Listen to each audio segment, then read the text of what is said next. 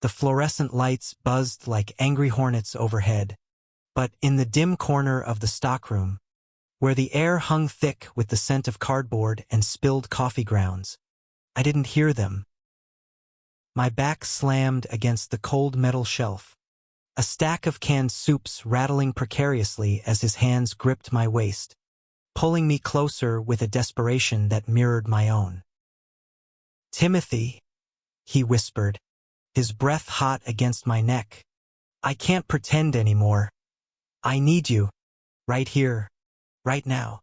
And just like that, in the heart of our sleepy Midwestern supermarket, Alex dropped to his knees, his eyes locking onto mine with a fire that burned away every doubt, every secret we'd buried under false smiles and stolen glances. It was the kind of moment that rewires your soul, the kind where time fractures and the world narrows to the heat of his touch and the thud of your heart echoing off the concrete floors. I'd known Alex for 6 months, ever since he transferred from the corporate office in Chicago to manage our little outpost in Elmwood, Ohio. Elmwood wasn't the kind of place that bred grand romances. It was a town of faded brick storefronts, Friday night football games under sodium lamps, and families who'd been farming the same stubborn soil since the Civil War. But Alex, he was a storm wrapped in a Brooks Brothers suit, with salt and pepper hair cropped close, a jaw that could cut glass, and green eyes that held the promise of escape. 35. He carried himself like a man who'd seen the edges of the map and come back changed. Tattoos peeking from his cuffs, a faint scar across his knuckles from some bar fight he'd never talk about. Me? I was just Timothy Hayes, the stock boy who'd been slinging groceries since high school graduation 5 years back. 28, single, and stuck in a loop of dawn shifts and microwave dinners. My life was a series of quiet rebellions. The rainbow pin hidden on my lanyard, the dog-eared copies of James Baldwin tucked behind the register. Coming out in Elmwood hadn't been a fireworks show. It was more like a slow leak, whispers at the diner, a cold shoulder from my own brother, and a mother who still prayed for guidance over pot roast. But Alex saw me. Really saw me. From the first day, when he caught me humming Alfie while restocking the cereal aisle, his smile had been a lifeline, pulling me from the monotony. That night in the stockroom wasn't planned. It was closing time, the store emptied of its last stragglers, old Mrs. Hargrove with her coupons, the high school kids sneaking energy drinks. We'd been flirting all shift, his hand brushing mine over a pricing gun, a shared eye roll at corporate's latest memo on team synergy. By 10 p.m., the front was locked, and we were inventorying the back, the air between us crackling like the prelude to a thunderstorm. "Pass me those boxes," he'd said, his voice low, and when I did, our fingers lingered. That's when it happened, the shelf, the slam, the whisper. His knees hit the gritty floor with a thud that echoed in my chest, and suddenly his hands were on my belt, fumbling with the buckle, his gaze never leaving mine. "Alex, wait!" My voice cracked, half protest, half prayer, but he shook his head, that rogue lock of hair falling over his forehead. "No waiting, Tim. Not anymore." His fingers worked deftly, and the world tilted as he freed me, his mouth warm and insistent, drawing a gasp from my throat that I couldn't stifle. It was reckless, forbidden. The stockroom door unlocked, the security camera's blind spot our only grace. But in that haze of sensation, with his lips tracing fire along my skin, I felt alive for the first time in years. Not the ghost haunting the aisles, but a man desired, wanted, whole. We didn't hear the door creak open. Didn't see the shadow until it was too late. Jesus Christ. The voice sliced through like a knife. Harsh. Disbelieving. I jerked back, fumbling to cover myself, heart slamming against my ribs as the overhead lights flickered on full blast. There, silhouetted in the doorway, was Jake, Alex's best friend from Chicago, the one who'd driven up unannounced for a guy's weekend. Jake, with his broad shoulders and perpetual 5 o'clock shadow, staring at us like we'd just desecrated a church altar. Alex shot to his feet, zipping his fly with hands that trembled. Jake, it's not. Save it. Jake's laugh was bitter, hollow, as he backed away, phone already in hand. I knew you were spiraling since the divorce, but this, in the goddamn stockroom, with the kid. The word landed like a slap, reducing me to the invisible stock boy again. I pressed against the shelf, the metal digging into my spine, willing the floor to swallow me. Alex reached for Jake, but he was gone, the door slamming behind him, leaving only the echo of his footsteps fading down the hall. That was the spark. The one that ignited everything. The fallout hit like a freight train. By morning, whispers slithered through the store like smoke. Did you hear about the manager and that queer boy, Old Man Wilkins, who'd worked the meat counter for decades, shot me side-eyes over his cleaver. Sarah from Produce cornered me in the break room, her voice a stage whisper. Tim, honey, you okay? That Jake guy's been on the phone all night. Corporate's involved now. Corporate. The word chilled me. Alex had clawed his way up from nothing, a foster kid turned exec, and one blurry photo from Jake's phone could torch it all. He found me in the dairy cooler that afternoon, the door hissing shut behind him, sealing us in a fog of chilled air and unspoken regret. Tim, listen. His face was ashen, eyes rimmed red from lack of sleep. He looked smaller somehow, stripped of the confidence that had drawn me in. Is it true? I asked, my voice steady despite the ache in my chest. About the divorce. Was it? Because of this. I'd pieced it together in the sleepless hours before dawn.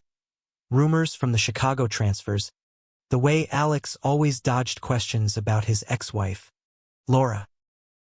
A picture-perfect marriage, they'd said, until it wasn't. He leaned against the milk crates, rubbing his temples. It was complicated. She found out about experiments. Before we met. I thought I'd buried it, but Jake, he's like a brother. Tim. He thinks he's protecting me. Protecting you from what? From me. The words tasted like ash. Last night had been a revelation, his touch a promise of something real amid the fluorescent drudgery. Now it felt like a trap snapping shut. No, he stepped closer, his hand cupping my cheek, thumb brushing the stubble I'd forgotten to shave. From myself. From losing everything again. His voice broke, and in that vulnerability, I saw the fractures. The boy who'd bounced between homes, the man who'd married to fit the mold, the lover finally breaking free. We kissed then, slow and searching, the cold seeping through our aprons, but it warmed something deep inside me, a flicker of hope that maybe, just maybe, we could weather this. But storms don't pass so easily in Elmwood. The next week blurred into a minefield. Corporate sent an investigator, a slick suit from headquarters who interviewed us separately, his questions probing like scalpels. Inappropriate conduct on premises? Any prior inclinations? Alex stonewalled, claiming it was a misunderstanding, a horseplay gone wrong. I followed suit, my throat tight with lies. But Jake wouldn't let it die. He lingered in town, crashing at Alex's apartment above the hardware store, his truck a constant fixture in the lot. One evening, as I clocked out, he cornered me by the dumpsters, the stink of rotting produced thick in the air. "You think you're special, kid." His breath reeked of whiskey, eyes bloodshot. "Alex is twice your age, twice the mess. He used you to feel young again, that's all." Laura left because he couldn't keep it in his pants. Not with her. Not with anyone. "Back off, Jake." My fists clenched, the old fight rising in me. The one that had gotten me suspended in high school for decking a bully who called me fairy. But Jake was built like a linebacker, and I was no hero. He laughed, low and mean. "Ask him about the last one. The intern in Chicago. Kid your age. Ended up in therapy after Alex ghosted him. You're just the small-town flavor of the month." I shoved past him, his words burrowing like ticks, but they festered. That night, alone in my cramped studio above the laundromat, I scrolled through old social media, Alex's wedding photos with Laura, beaming in a park overlooking Lake Michigan. Tagged posts from Jake, arms slung around Alex at tailgates, captions like "Brothers Forever." No trace of the intern, but the absence screamed louder than any confession. When Alex showed up at my door at midnight, rain slicked and desperate, I let him in. We tumbled onto the futon, clothes shedding like old skin, his body a map of scars and stories I traced with my fingers.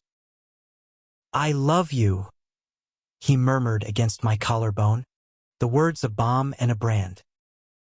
"This is real, Tim. You're real to me." I wanted to believe him. God, how I did. In the quiet hours, tangled in sheets that smelled of him, we built fragile dreams. A life beyond Elmwood, maybe a cabin in the Smokies, or a fresh start in some coastal city where no one knew our names. He talked of quitting corporate, opening a bookstore cafe hybrid, Tim's Tales, he joked, kissing my knuckles. I shared my own ghosts. The father who walked out when I was 10, the brother who still texted Bible verses on Pride Month. In those moments, our love felt invincible, a defiant bloom in cracked concrete.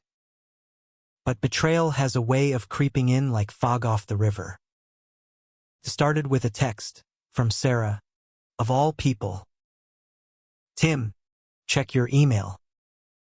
Corporate memo just dropped." Heart pounding, I opened it on my phone.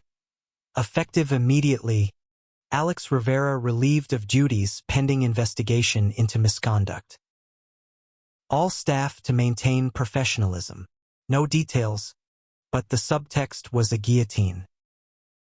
By noon, the store buzzed with vultures, coworkers offering pity hugs, Wilkins muttering about sodomites ruining good jobs. Alex was gone. His office cleared out like a crime scene. Only a post-it on the desk. "Meet me tonight." The old mill. Please. The mill loomed on the edge of town, a rusted relic from the steel boom days, its silos like skeletal fingers against the bruised sky. I drove out in my beat-up Civic, wipers slapping against the downpour, Jake's words echoing, "Flavor of the month." When I pulled up, Alex was pacing by the chain-link fence, soaked to the bone, a duffel at his feet. "Tim!" He rushed me, pulling me into a hug that crushed the air from my lungs. "I didn't do it right this time." "I swear." "Didn't do what?" I pulled back, rain streaming down my face, mixing with the hot sting in my eyes. "The intern?" Jake told me, his face crumpled, the dam breaking. It was one night, years ago. A mistake. I was drunk, lost. Laura found out, and it broke us.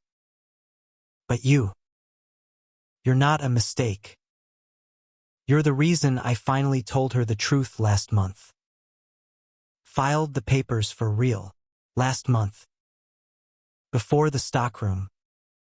Before the knees, the shock, the fall. So why hide it? Why let Jake think? Because he's family, Tim.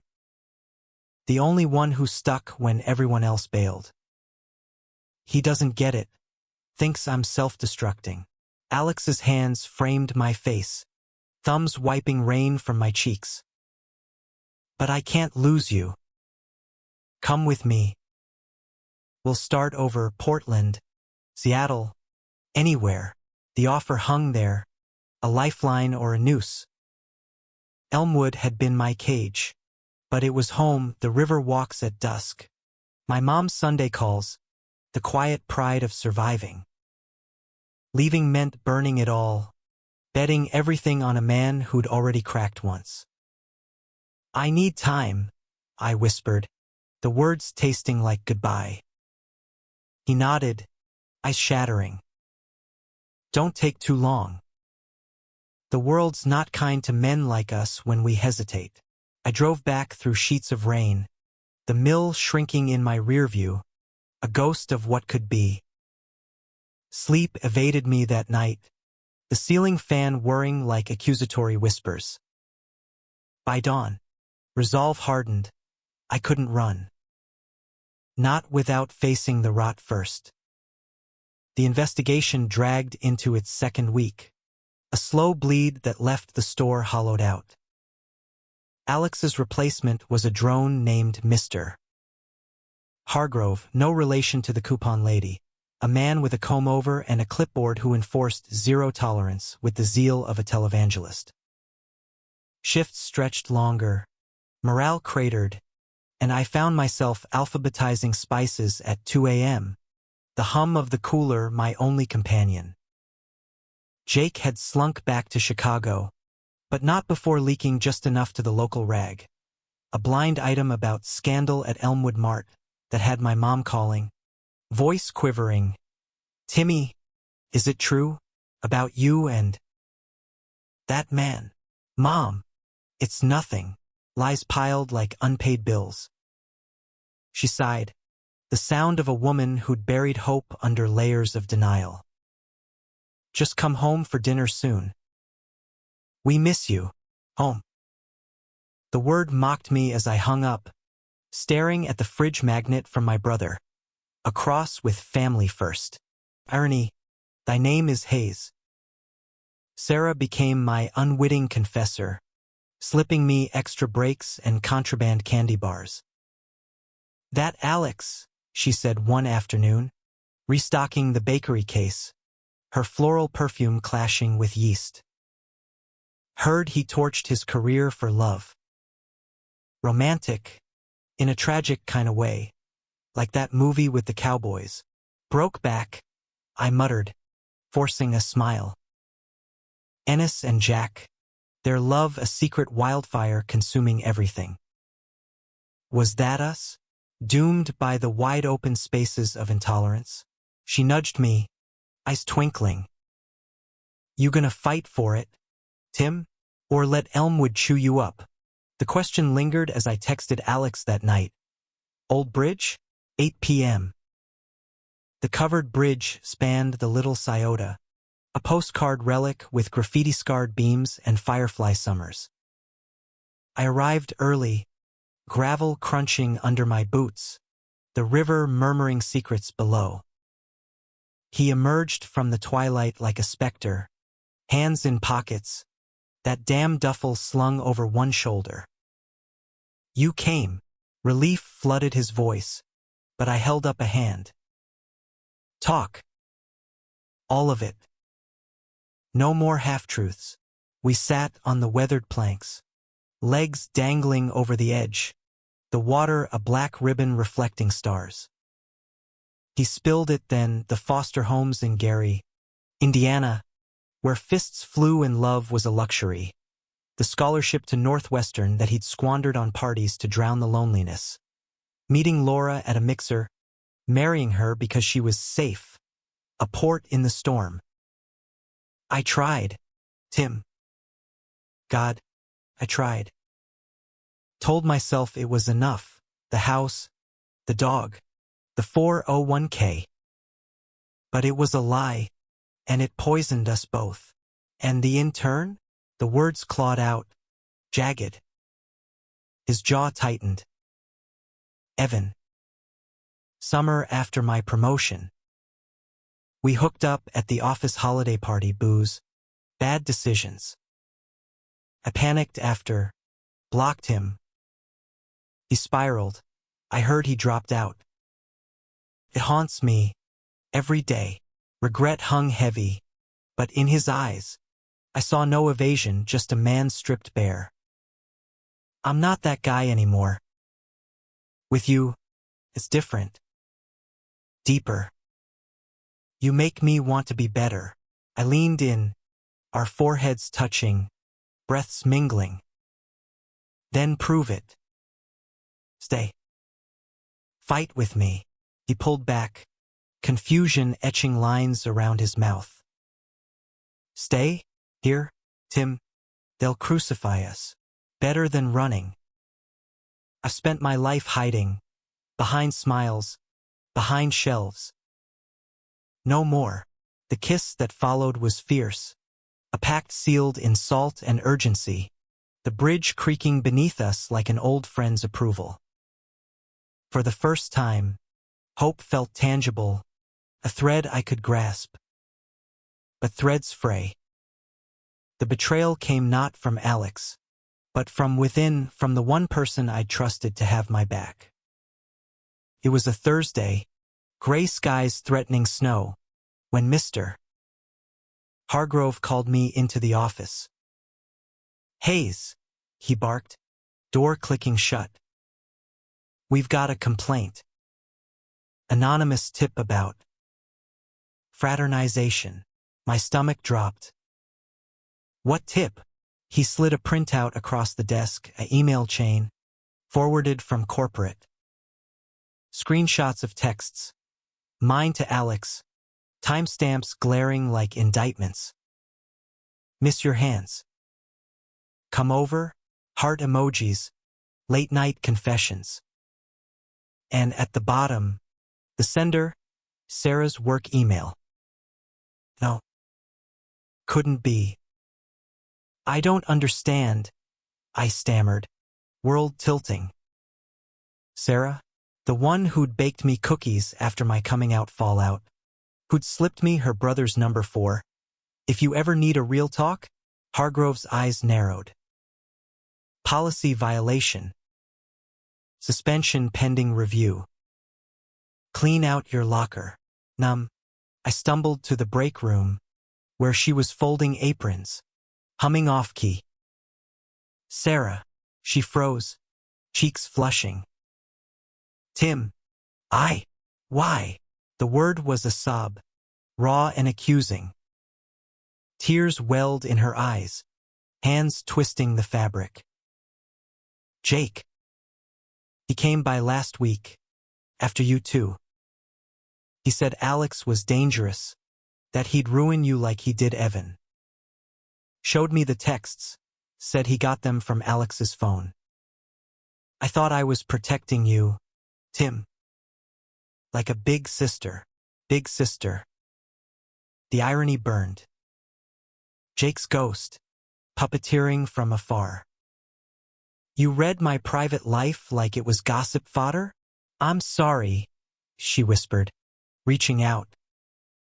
I recoiled, the betrayal a fresh wound, deeper than any rumor.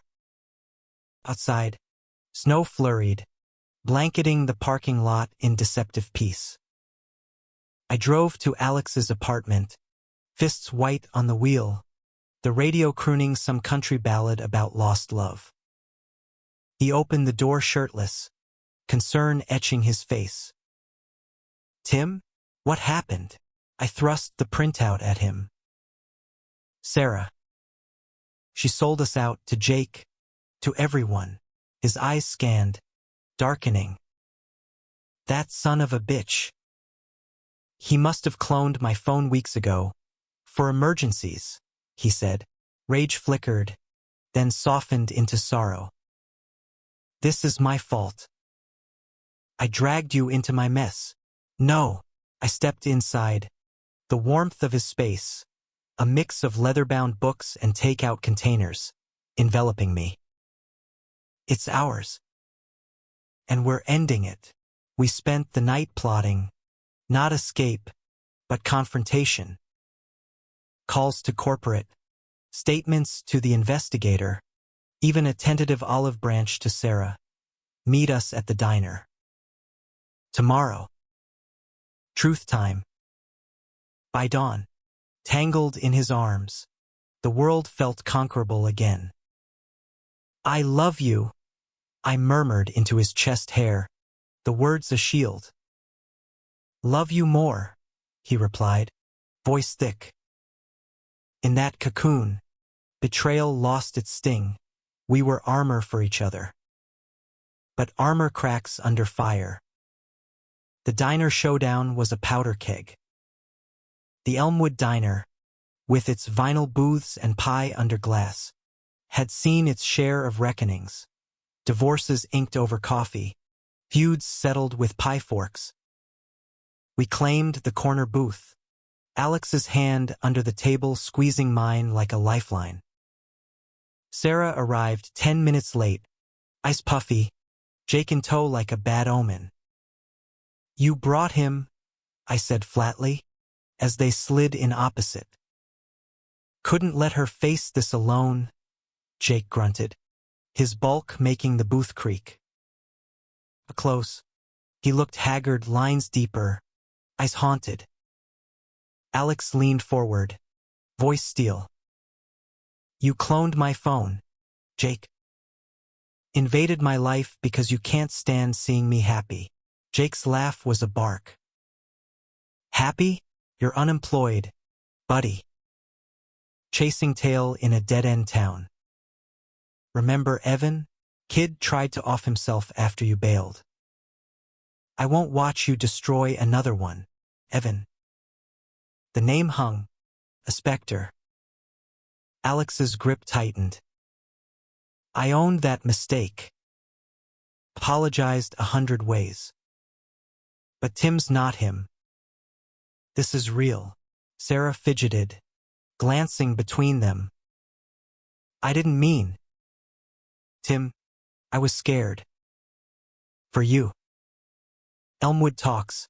And with your family. My family, I snapped, heat rising. You mean the ones who pretend I'm not gay? Yeah. Thanks for the protection. The air thickened, silverware clinking in the pause. Then Jake sighed, deflating. Look. I lost my brother to AIDS in '98. Watched him waste away, hiding who he was. When Alex started spiraling post-divorce, I saw history repeating. Thought I was saving him. From himself. From guys like you who don't get the scars. The confession landed soft, humanizing the monster. Alex's shoulders slumped. Jake, I get it. The fear. But you can't police my heart. Not anymore. Silence stretched, broken only by the sizzle from the grill. Sarah reached across, tentative. Forgive me, Tim, I was wrong. Dead wrong. I met her eyes, the hurt easing just a fraction. Maybe. In time, we left with fragile truces, Jake promising to recant the leaks, Sarah vowing to testify on our behalf. Outside, snow blanketed the world in hush, and as Alex pulled me close, his lips brushing my temple, I felt the first thaw. Spring crept into Elmwood like a hesitant lover, thawing the river ice and coaxing dogwoods to bloom along the backroads. The investigation wrapped with a whimper, not a bang. A slap on the wrist warning for Alex, reprimand for conduct unbecoming, and my suspension lifted with back pay, courtesy of Sarah's groveling affidavit. Corporate, ever the pragmatist, reinstated him part-time. Pending good behavior, we celebrated with cheap beer on his fire escape, watching fireflies dance over the rooftops, his head on my shoulder, the city lights a constellation of second chances. Life settled into a rhythm, tentative but sweet. Mornings, we'd steal kisses in the stockroom, doors locked now, no more blind spots, his hands mapping my body like braille, whispering promises against my skin. Evenings were ours, picnics by the Scioto, where he'd read me poetry, Whitman. Of course, I sing the body electric, his voice gravelly with emotion. And in bed, we explored each other with the reverence of survivors, his touch erasing old wounds, mine coaxing out his hidden laughs. But beneath the idol, fissures lingered. Jake's truce held, but his texts to Alex were sporadic, laced with caution. Don't fuck this up, man. My family, Mom invited us for Easter, voice bright but brittle. Bring that nice manager friend. Dad grunted assent in the background, a miracle of sorts. My brother, though, radio silence. His last message, a forwarded article on traditional values. Then came the letter. It arrived on a Tuesday, tucked into Alex's mail slot like an afterthought. Cream envelope, no return address, postmarked Chicago. He slid it open over coffee, face draining of color. It's from Evan. My mug clattered to the counter. The intern. He nodded, unfolding the pages with hands that shook. He's suing me, the company, harassment, emotional distress. Cites the Stockroom incident as pattern of predatory behavior. Jake must have talked to him. The words blurred, but the intent was clear. A ghost risen, clawing back vengeance. We sat in stunned silence, the kitchen clock ticking like a countdown. What do we do? I finally asked, voice small. Fight it, his jaw set, but fear shadowed his eyes. Lawyers, depositions, the works. But Tim, if it goes public, Elmwood will eat us alive. The suit hit like a Category 5, winds howling through our fragile peace. Lawyers descended, sharp-suited sharks from Columbus, billing hours like heartbeats. Depositions in a sterile conference room, where Evan's attorney grilled Alex. Isn't it true, Mr. Rivera, that you initiated contact with subordinates? That your marriage dissolved over similar indiscretions? Alex held firm, voice steady. Evan was consensual, a mutual error. Timothy is my partner, love, not predation. My turn came next, the room shrinking to the attorney's gaze, probing. Mr. Hayes, were you coerced? Power imbalance in the workplace? No. I met his eyes, chin lifted. It was equal. Real, but doubt wormed in. Nights, I'd wake to Alex pacing, phone glowing with Jake's apologies. I didn't know he'd go this far. Trying to talk him down. Sarah sent care packages, cookies, queer-lit anthologies with notes, you're brave. Don't let them dim your light. Elmwood, true to form, turned carnivorous. Graffiti on the store wall, fags out, whispers at the pump. That stock boy's poison. Mom called daily, voice fraying. Timmy, maybe lay low? For us. Even the river seemed accusatory, its current swift and unforgiving. The climax crested on a humid July evening, the air thick as regret. We'd been summoned to a mediation in Columbus. Evan, his lawyer, ours, a judge with a gavel like Judgment Day. The hotel was a sterile tower overlooking the Olentangy, and as we checked in, Alex's hand trembled in mine. "Whatever happens tomorrow," he said, pulling me into the room, "I choose you." We made love that night with a ferocity born of fear. Slow builds to frantic peaks, his body arching under mine, gasps mingling with "I love you"s. In the afterglow, sweat slick and spent, he traced the scar on my chest, the one from a childhood bike crash, a reminder of fragility. "You're my anchor, Tim."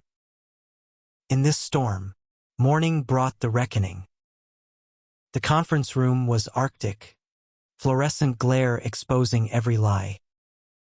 Evan entered last, thinner than Alex's stories, eyes hollowed by years.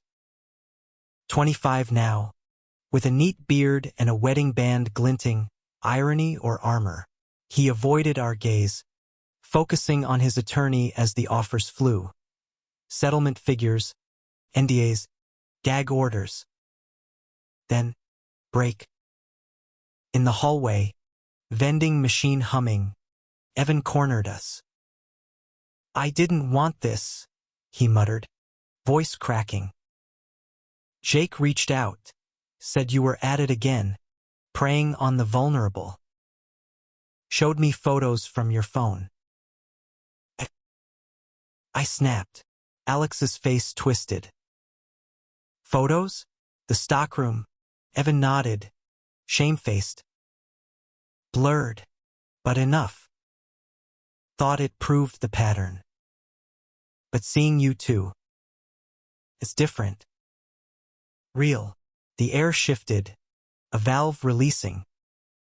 Back in the room, truths tumbled. Jake's meddling exposed. Evan's pain validated, not monster, but man broken by neglect. By noon, handshakes sealed a quiet resolution. Monetary amends, therapy stipends, no admissions of guilt. As we left, Evan paused at the door. "Be happy, Alex." For both of us, the drive home was cathartic. Windows down, wind whipping our hair, Springsteen blasting Thunder Road. "We survived," Alex said, hand on my thigh, the touch electric. But survival's price is steep. Fall painted elmwood in fire, leaves like embers, air crisp with cider and change. The store buzzed anew, Hargrove thawed by our discretion, even promoting me to assistant manager. Alex and I moved in together, a fixer-upper Victorian on Maple, with creaky floors and a porch swing for stargazing. Mom hosted Thanksgiving, Dad's handshake firm, brother absent but texting a terse, "Congrats." Jake, a final call, voice gruff, "I was wrong. About everything. Take care of him, Tim." Yet, in the quiet hours, doubts lingered. One night, rain lashing the windows, Alex confessed over whiskey. Evan's suit. It made me face it. "I'm not fixed, Tim. The running, the hiding, it's in me." I cupped his face, thumbs on cheekbones sharp as hope. "Then we face it together. No more alone." He smiled, that rogue lock falling free, and pulled me close. In his arms, I believed it, our love a bridge, not a break. Winter blanketed us in peace, snow muffling the world's judgments. New Year's, we toasted on the swing, fireworks blooming over the river.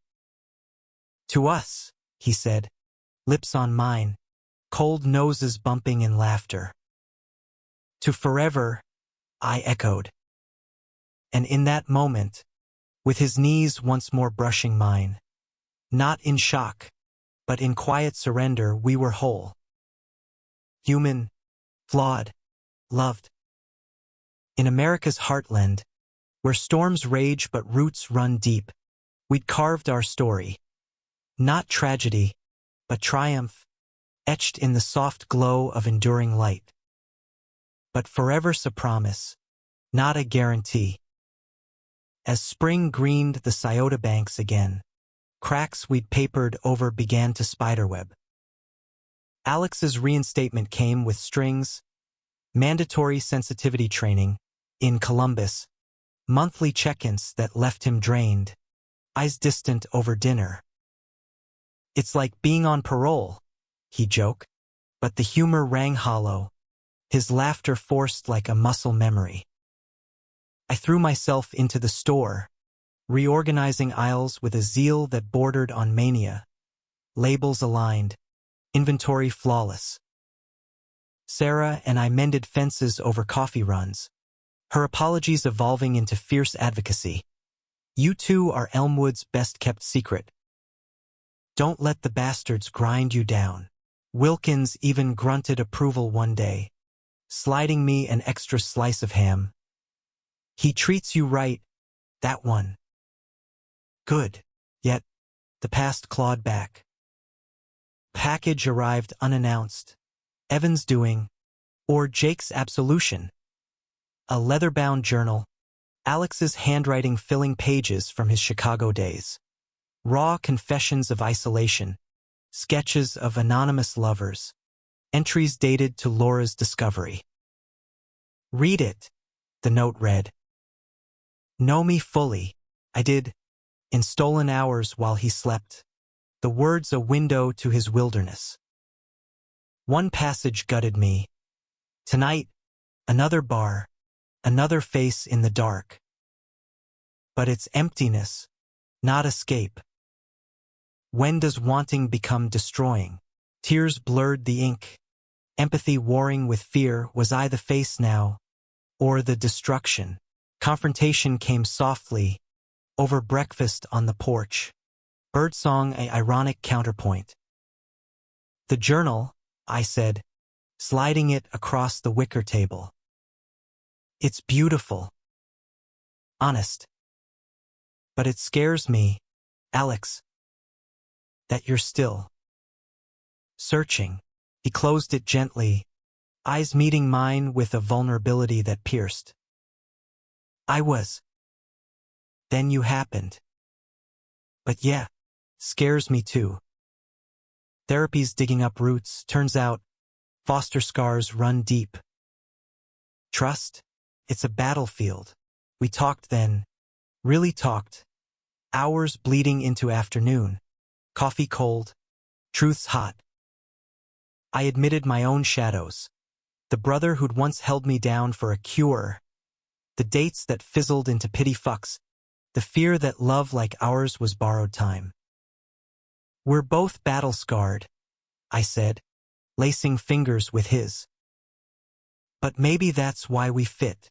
He pulled me onto his lap, arms a fortress. Fit.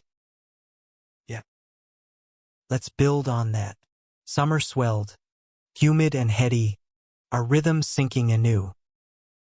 We joined a rec league, softball under Friday lights, me pitching wild, him catching with that easy grace. Teammates ribbed us good-naturedly. Rivera, you swing for the fences or just haze? Laughter echoed. A bomb. Mom hosted barbecues, Dad cracking rare jokes, even inviting his old army buddy, a silver-haired vet who'd lost a partner to the epidemic. Love's love. Son, he told me over beers. Fought for worse in Nam. The betrayal's echo faded, replaced by roots. A garden we planted, tomatoes twisting up trellises, weekend drives to Cuyahoga, hiking trails where we'd collapse in meadows, his head in my lap, stories spinning like clouds. Intimacy deepened, not just bodies, but souls, nights where he'd kneel not in shock, but service, eyes locked in worship, my hands in his hair, whispers of devotion. Yet, climax loomed, unbidden. Fall harvest brought the county fair, booths of funnel cake and Ferris wheels creaking against harvest moons. We wandered hand in hand, defiant in the crowd, until Jake appeared, uninvited, nursing a corn dog by the midway. Figured I'd check in, he said, eyes on our joined hands, no longer hostile but wary. Evan's good, settled the suit, moved to Seattle with his husband. Sends regards. Alex stiffened, but I squeezed his hand. Thanks for the journal. It helped. Jake nodded, shifting weight. I owe you both. More than apologies. Watched my brother die hiding, and I almost did the same to you. If there's anything, forgiveness, Alex cut in, voice even. That's enough. We parted with a clap on the shoulder, the midway lights blurring in my vision.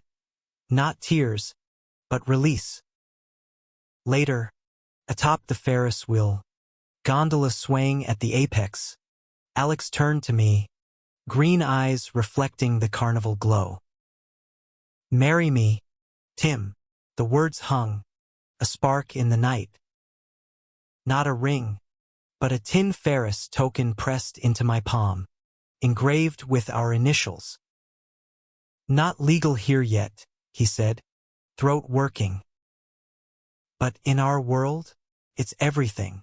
Yes, I breathed, kissing him as the wheel descended, the world rising to meet us.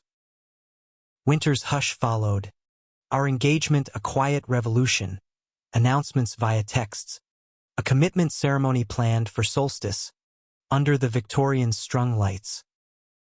Mom baked the cake. Sarah officiated with vows cribbed from Audre Lorde, friends from the league toasting with eggnog. Jake even came, standing sentinel in the snow, a nod of hard-won peace. But life, that great equalizer, dealt its final twist. Spring thaw revealed it. A doctor's visit, routine checkup turning dire, Alex's cough, dismissed as allergies, diagnosed as early-stage lymphoma. Treatable, the oncologist said, charts glowing with stats. But aggressive. Chemo starts next week. The news landed in our kitchen, sunlight mocking the shadow. I held him as sobs racked his frame, my own tears silent rivers. Not fair, he choked. Just when? Shoo, I rocked him, fierce. We'll fight. Together, the battle consumed us, infusions in sterile rooms, his hair shedding like autumn leaves, my shifts covered by Sarah's grace. Nights, I'd read to him journal entries now, our own, today, Tim's hand in mine, stronger than any storm. Community rallied, Elmwood's heart proving wider than its prejudices. Potlucks at the door, Wilkins delivering jerky. Builds blood. Boy, climax peaked in July, a brutal heat wave mirroring the chemo's fire. Alex weakened, bones fragile as birds, but his eyes burned undimmed. One dawn, as birds chorused, he knelt, frail but unbowed, taking my hand. If I don't make it, he whispered, know this, you shocked me back to life. In that stockroom, on my knees, I found my truth. You, tears streamed, but I lifted him, our embrace a vow. You will. We will. Miracle or medicine. Remission came by August, scans clear, prognosis bright. We celebrated on the bridge, token ring on fingers, the river singing approval. Betrayal scars, faded tattoos, stories for our someday kids. Love's depth, a well we drew from daily. In America's weave of heartbreak and hope, we stood two men, knees bent in gratitude, hands clasped against the dawn. Alone no more, but profoundly, eternally together.